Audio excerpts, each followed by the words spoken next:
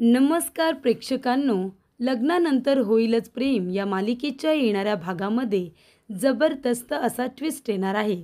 तर प्रेक्षकांनो, आपण बघितलं इथे विक्रम काका नंदिनीला म्हणतात की माझा तुझ्यावरती काडी मात्र विश्वास नाही आहे. आधी मला तू खूपच जास्त प्रामाणिक वाटायचीस, खरी वाटायचीस. तुझी निवड करून मी आणि मानिनीने खूप चांगलं काम केलं आहे असं मला वाटत होतं. पण सून म्हणून तुझी निवड करत असताना आम्ही चुकलो असं मला आता वाटतंय आणि त्यामुळे माझा तुझ्यावरती काडी मात्रही विश्वास नाही. तू एकदम खालच्या पातळीला जाशील या गोष्टीचा मी कधी विचारही केला नव्हता, असं इथे विक्रम काका नंदिनीला म्हणतात. तेव्हा नंदिनीला खूप जास्त त्रास होतो. तेव्हा इकडे विक्रम काका म्हणतात की नंदिनी, मला तुझी लाज वाटते. तेव्हा इथे नंदिनीला खूपच जास्त त्रास होतो. पण नंदिनीपेक्षा जर कुणाला जास्त त्रास झाला असेल तर ती आहे काव्या. आपल्या बहिणीचा सगळ्यांनी मिळून अपमान केला. आपल्या बहिणीला इथे वसूने आणि रम्याने खोटं ठरवलं. ही गोष्ट काव्याला अजिबात सहन होत नाही आणि म्हणूनच इथे आता नंदिनीचा अपमान करणाऱ्या आणि नंदिनीला खोटं ठरवणाऱ्या इथे रम्या आणि वसूला काव्य आता बरोबर धडा शिकवणार असते. नंदिनीला धमकी देणाऱ्या इथे वसूला आता काव्याने बरोबर उत्तर दिलेलं असतं.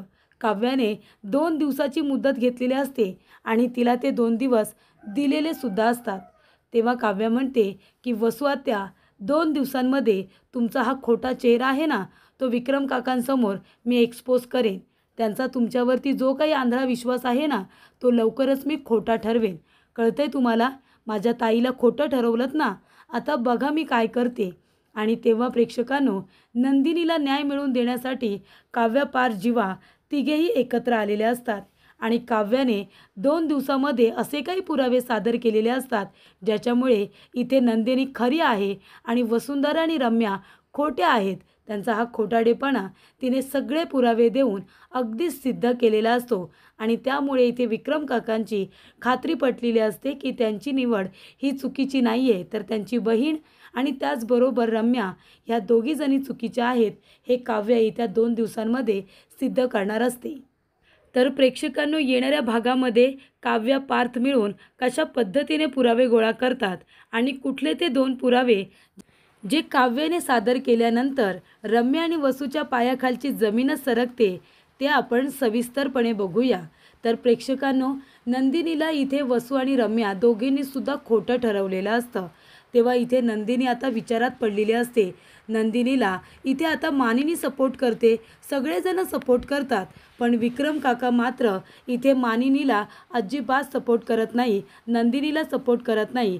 ते फक्त आपल्या बहिणीला वसूल आणि रम्याला सपोर्ट करतात आणि इथे नंदिनीला ते इथे अपमानास्पद बोलतात की मला तुझी लाज वाटते, तू इतक्या खालच्या पातळीला जाशील असं मला वाटलं सुद्धा नव्हतं. म्हणजे आतापर्यंत नंदिनीचा त्यांना जो आदर वाटत असतो तो आदर आता पूर्णपणे नाहीसा झालेला असतो आणि त्यांना इथे नंदिनीची लाज वाटत असते. त्यामुळे प्रेक्षकांनो, नंदिनी आता पूर्णपणे टेन्शनमध्ये आलेली असते. तेव्हा रम्या म्हणत असते की बास झालं आता, माझी आई निर्दोष सिद्ध झाले. त्या दीपकला इथे साक्ष द्यायला घेऊन आलीस, तो दीपक बघितलंस ना, तुझ्यावरच्या प्रेमापोटी माझ्या आईच्या विरोधात खोटं बोलत होता, पण शेवटीला सत्य हे समोर आलंच ना. तेव्हा काव्या म्हणते, माझ्या ताईला काही बोलू नकोस हा, ती कधीच खोटं बोलत नाही. रम्या म्हणते बास झाला आता, आता तुझ्या ताईला सांग, ती खूपच जास्त सत्यवादी आहे ना, आताच्या आता ती बॅग घ्यायची आणि इथून निघून जायचं. दिलेले 24 ताससुद्धा संपून गेलेले आहेत. तेव्हा प्रेक्षकांनो, इथे आता रम्या म्हणत असते, नंदिनी आताच्या आता इथून निघून जा, तुझी वेळ संपली आहे. तेव्हा इथे वसूला काही करून आता विक्रमच्या मनामध्ये जागा निर्माण करायची असते. तेव्हा इथे वसू म्हणत असते, रम्या अगं गप्प बस, ती म्हणाली की 24 तासांमध्ये पुरावा आणून देईन आणि नाही दिला तर मी घर सोडून जाईन, तर लगेच तू तिला घरातून जायला सांगतेस का? हे बघ नंदिनी, तू कुठेही जाऊ नकोस. तेव्हा नंदिनी म्हणत असते, मी जाणार आहे, मला आता इथे राहायचं नाही आहे. मी म्हणाले होते ना की नंदिनी, जर आता 24 तासांमध्ये पुरावा नाही दिला तर घर सोडून जाईन म्हणून, तर मी खरोखर जाते. तेव्हा वसू म्हणत असते, नाही नंदिनी, हे बघ, हवं तर रम्याच्या वतीने मी माफी मागते, पण तू कुठेही जाऊ नकोस. हे बघ, मी तुझ्या पाया पडते, पण नको जाऊस कुठे. तेव्हा इथे नंदिनीला कळत असतं की वसू हे सगळं नाटक करते. तेव्हा काव्या म्हणते, ओ आत्याबाई, तुम्हाला हे नाटक करायची गरज नाही आहे. माझी ताई कुठेही जाणार नाही आहे. ती म्हणाली असेल की 24 तासात पुरावा देईन म्हणून. अहो पण तो दीपक आहे ना, तो किती नीच आहे आम्हाला बरोबर माहिती आहे. ती पुरावा घेऊन आली होती, पण तुम्ही तो पुरावा नाहीसा केलात. तुम्ही त्या दीपकला मॅनेज केलंत म्हणून तो खोटं बोलला. पण ताई जो पुरावा घेऊन आली, तो जरी खोटं बोलला असला तरीसुद्धा पुरावा आणलं हे महत्त्वाचं. त्याच्यामुळे तुम्ही तिला कुठेही घालू शकत नाही. पुरावा तिने दिले ना, तो दीपक खोटं बोलला त्याच्यामध्ये तिची काहीच चुकी नाही आहे. तेव्हा वसू म्हणते, अगं कुठे खोटं बोलला तो? हिने त्याला खोटं बोलायला भाग पाडलं. काव्या म्हणते, तो खोटं बोलला आणि त्याला मी त्याला बोलतं करेन लक्षात ठेवा. तेव्हा इथे रम्या म्हणते, गप्पा बस गं, तुझी बहीणसुद्धा तसंच म्हणाली होती. काय केलं तिने? शेवटीला जो पुरावा घेऊन आली होती त्याने तिलाच तोंडावरती पाडला आणि निघून गेला ना. तेव्हा प्रेक्षकांनो, विक्रम काका म्हणतात की बास झालं आता, पुरे करा, या घरातले हे वाद मिटवा. आणि विक्रम काका म्हणतात की बघितलंस नंदिनी, ज्या माझ्या वसुताईवरती तू खोटे नाटे आरोप केलेस ना, तीच वसुताई तुझ्या पाया पडते. का? तर तू हे घर सोडून जाऊ नये म्हणून. तेव्हा आता तरी तिच्यावरती हे खोटे नाटे आरोप करू नकोस, आता तरी शहाणी हो, असं इकडे विक्रम काका म्हणत असतात. तेव्हा प्रेक्षकांनो, नंदिनीला फार वाईट वाटतं. तेव्हा नंदिनी म्हणत असते की दीपक खोटं बोलला. आई, मी खोटं बोलत नाही आहे. माझ्या आधी वसू आत्या दीपकला भेटायला गेल्या होत्या, हे त्याने मला स्वतः सांगितलं आणि तो म्हणाला की तो खरी साक्ष देईल म्हणून. पण वसू आत्यानेच त्याला सांगितलं असेल खोटं बोलायला. तेव्हा मानिनी म्हणते की नंदिनी, तू काही बोलू नकोस, माझा तुझ्यावरती पूर्ण विश्वास आहे. तेव्हा बाकीचे सगळे आता तिथून निघून गेलेले असतात. नंदिनी इथे खूपच जास्त रडायला लागते, कारण दीपकने खोटी साक्ष दिलेली असते. तेव्हा ती सगळ्यांच्या नजरेमध्ये खोटी ठरलेली असते. तिचा हा प्रामाणिक स्वभाव, तिचा खरेपणा हरलेला असतो. त्यामुळे इथे नंदिनी खूपच जास्त रडायला लागते. तेव्हा इथे काव्या म्हणते, ताई प्लीज शांत हो, आमचा सगळ्यांचा तुझ्यावरती पूर्ण विश्वास आहे. अगं तू कधीच खोटं बोलू शकत नाही, हे आम्हाला माहिती नाही आहे का? तेव्हा इथे प्रेक्षकांनो, आता मानिनी पूर्णपणे नंदिनीवरतीच विश्वास ठेवते, कारण तिला माहिती असतं नंदिनी कधीच खोटं बोलत नाही. तेव्हा इथे काव्याला खूप मोठा धक्का बसतो. काव्या इथे खूपच जास्त हतबल झालेली असते. आपल्या बहिणीला असं बघून काव्याच्या जीवाला खूप जास्त वाईट वाटलेलं असतं, कारण तिला नेहमी आपल्या बहिणीला जिंकताना बघायची सवय आहे. म्हणूनच इथे काव्या खूपच जास्त इमोशनल झालेली असते. तेव्हा तिला त्रास होतो हे बघितल्यानंतर पार्थ तिला पाणी प्यायला देतो. तेव्हा काव्या म्हणत असते की पार्थ, नंदिनीताई कधीच खोटं बोलत नाही हो, पण आज तिला सगळ्यांच्या समोर असं हरलेलं बघून मला खरंच खूप त्रास होतोय. तेव्हा पार्थ म्हणतो, हे बघा काव्या, तुम्ही अजिबात इथे वाईट वाटून घेऊ नका. हे बघा, आता आपल्याला भेटून थोडेच महिने झालेत, पण मी नंदिनीला चांगलं ओळखतो. नंदिनी कधीच खोटं बोलणार नाही. तेव्हा काव्या म्हणते, आत्याबाईंनी ताईला एकदम व्यवस्थित फसवलंय, पण काही जरी झालं ना तरीसुद्धा मी माझ्या ताईला निर्दोष सिद्ध करणार. तेव्हा पार्थ म्हणतो की मी सुद्धा तुमच्याबरोबर आहे, तुम्ही एकट्या नाही आहेत काव्या, मी सुद्धा तुमच्याबरोबर आहे.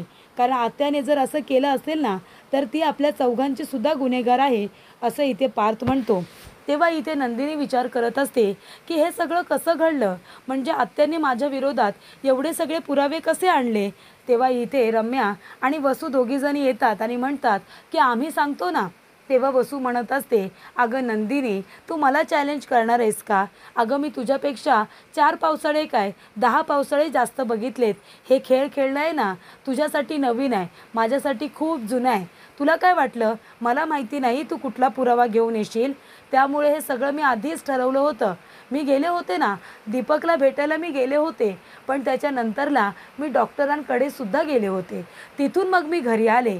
अगं पुरावे असे जमा करायचे असतात की जरी खोटे असले ना तरीसुद्धा खरेच वाटले पाहिजे. आणि बघितलंस ना मी कशी बाजी मारली ते. तेव्हा नंदिनी म्हणते, वसू आत्या, अहो तुम्ही आत्ता जिंकलात, पण नंतर काय? नंतर जेव्हा सत्य समोर येईल तेव्हा बाबांचा तुमच्यावरती जो विश्वास आहे ना, आंधळा विश्वासच म्हणेन मी त्याला, तो विश्वास जेव्हा उडून जाईल तेव्हा काय कराल तुम्ही? जेव्हा बाबांना सत्य कळेल. तेव्हा इथे आता वसू म्हणत असते, कोण सत्य सांगणार? तू. जसे आता पुरावा घेऊन आलीस तो दीपक. अगं त्या दीपकला मी थोडे पैसे दिले आणि त्याला जेलमधून बाहेर काढण्याची त्याला मी कबुली दिली, तर तो लगेच माझ्या बाजूने बोलला. बघितलंस ना तू. तेव्हा इथे काव्याने सगळं बोलणं ऐकलेलं असतं. काव्या म्हणते, वा वा वसू आत्या वा, तुम्हाला दोघींना लाज वाटत नाही ना? माझ्या बहिणीला सांगताय कशा पद्धतीने पुरावे गोळा केले ते. अहो पण तुम्ही एक गोष्ट विसरताय आत्याबाई. अहो खोटंच बोललात ना, खरं कुठे बोलात. माझी बहीण शेवटीला खरीच आहे. जरी पण तुम्ही सगळ्यांच्या समोर तिला खोटं ठरवलं असेल तरी मुळात तुमच्या मनाला माहिती आहे की तुम्ही खोटे आहात आणि आम्हाला माहिती आहे की आम्ही खरे आहोत. त्याच्यामुळे आता आम्हाला हे सिद्ध करावं लागणार आहे, तर आम्ही ते करू. तर इथे माझी बहीण कशी खरी आहे आणि तुम्ही कसं इथे सगळ्यांना फसवले, सगळ्यांचे आयुष्य उद्ध्वस्त केली आहेत ना, त्याचे पुरावे आम्ही शोधणार 2 दिवसात.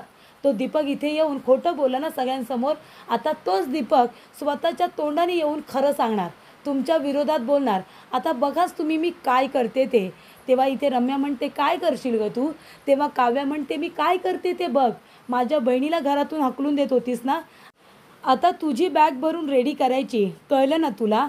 तेव्हा प्रेक्षकांनो इथे आता काव्य विचार करत असते की काय करता येईल, कसे पुरावे गोळा करता येतील. तेव्हा प्रेक्षकांनो इथे आता काव्य नंदिनीला म्हणत असते, ताई जेव्हा दीपकने तुला किडनॅप केलं, दीपक एकटाच होता का की त्याच्याबरोबर अजून कोणी होतं. तेव्हा नंदिनी म्हणते त्याच्याबरोबर अजून एक माणूस होता, तो दीपक आहे ना, त्याला सनी सनी असं म्हणत होता. तेव्हा इथे काव्य म्हणते काय, दीपक त्याला सनी म्हणत होता. तेव्हा नंदिनी म्हणते हो, तो कसा होता गं सनी. तेव्हा नंदिनी म्हणते असा गोरासारखा होता, मी बघितलंय त्याला. तेव्हा काव्या म्हणते ठीक आहे, मी जर तुला त्याचा फोटो दाखवला तर तू त्याला ओळखशील ना.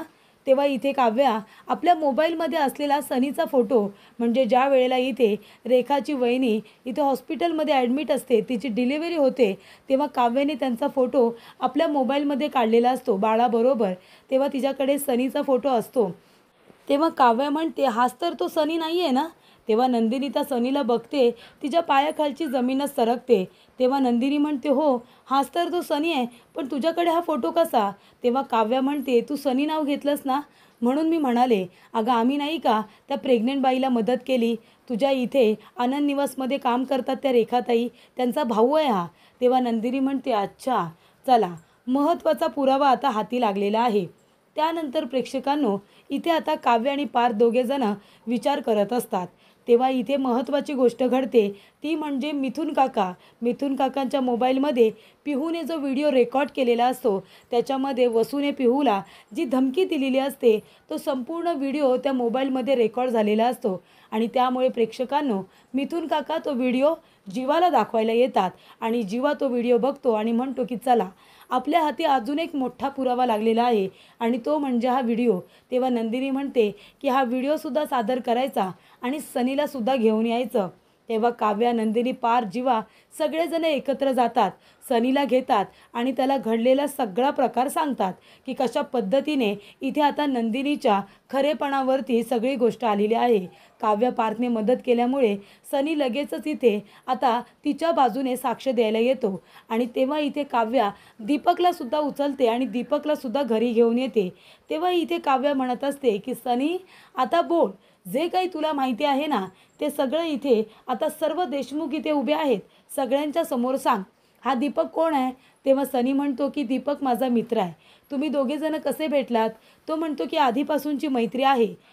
तेव्हा काव्या म्हणते सनी तू आत्याबाईंना ओळखतोस का, बघ बरं नीट.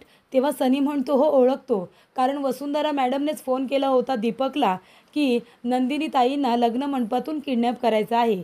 तेव्हा मी दीपकबरोबर त्याची मदत करायला गेलो होतो. तेव्हा इकडे दीपक म्हणतो अरे सनी काय बोलतोयस तू, हे खोटं कशाला बोलतोयस. तेव्हा सनी म्हणतो दीपक तू खोटं बोलू नकोस, आपण दोघांनी मिळून नंदिनीला लग्नातून किडनॅप केलं होतं आणि या वसुंधरा मॅडम यांनीच आपल्याला सांगितलं होतं आणि त्यांच्या गावचा पत्तासुद्धा दिला होता.